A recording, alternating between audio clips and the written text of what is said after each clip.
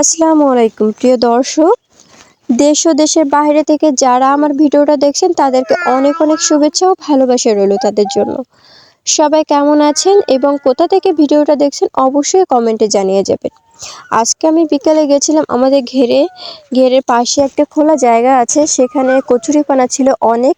কিন্তু আজকে বিকালে আমি জায়গাতে পুরো অবাক যে সে কচুরিপানা কিছু শূকর এসে খেয়ে একদম নিমেষে শেষ করে দিয়েছে। আসলে দুটি লোক যশোর থেকে আসছে শূকর নিয়ে। তারা হচ্ছে এখানে সেখানে গিয়ে শূকরের খাবার সংগ্রহ করেন এবং অনেকগুলো এক পালে অনেক শূকর। সেখানে থেকে কিছু বাচ্চা আছে, কিছু বয়স্ক আছে, কিছু গর্ভবতী আছে।